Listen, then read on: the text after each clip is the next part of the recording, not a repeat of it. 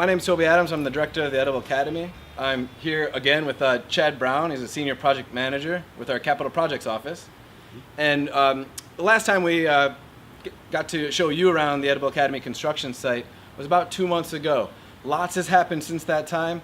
And so we're going to take a moment here to show you some of that activity and tell you a little bit more about the activities that we have planned to take place in these new facilities. Right at the moment, actually, we're standing inside the greenhouse. Now you can see, if you look around, buildings have actually been sprouting out of here. You see a lot happening above ground now. People are starting to really think the pace is picking up because you can see things. It makes sense to people.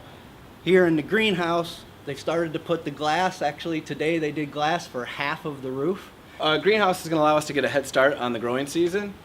So we're going to invite the kids in here, and we're going to have them start the plants here indoors earlier. And so when you do that, you want to provide those seeds optimal growing conditions. And so greenhouses have a variety of mechanisms to overcome those differences. What's also maybe more important is providing proper ventilation. And so you'll see some framing here that has space that will mount fans. The fans will actually draw the hot air out and the cool air into the fan, bringing fresh, clean air into the greenhouse setting. Next, we're going to take you to our south pavilion, which will include a solar array, and you'll get a chance to see what it feels like in that space as well.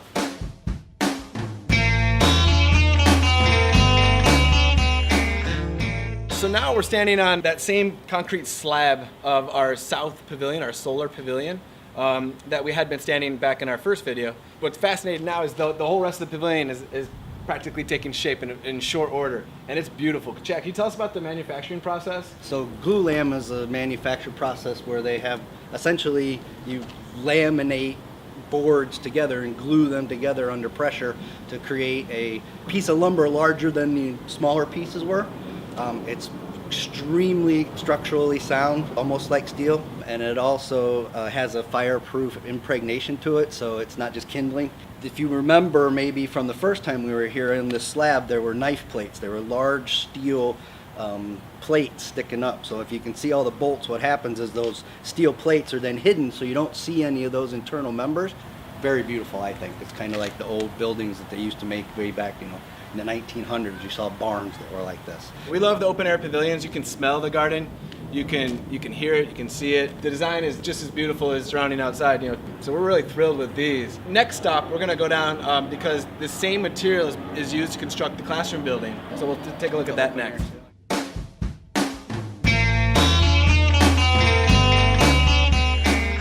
We're standing down in the Edible Academy classroom building. This is gonna be our home base for all of our different gardening programs, and the building itself features 2 classrooms. One on the south end of the structure is our demonstration kitchen classroom, and that'll feature a glass wall, which is like a garage door. It'll disappear into the ceiling of the classroom, and so we'll be able to open up that classroom to the garden.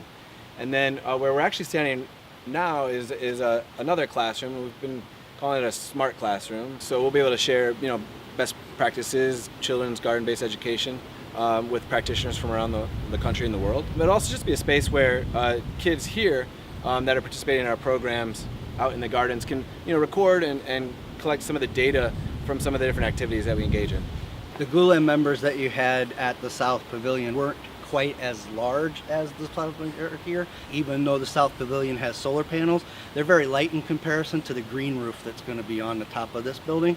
Looks very open, obviously, because there's nothing here. None of the skin has been put on. It's basically all just the framing members have been erected right now. The trusses have gone on top of the posts.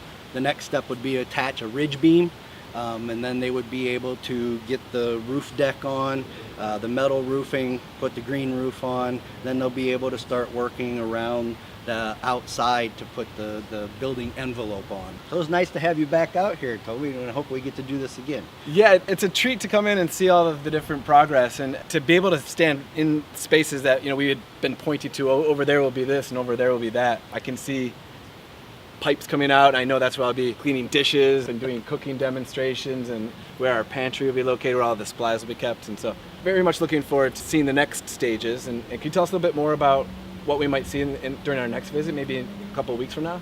So in general, gotta get the roofs on.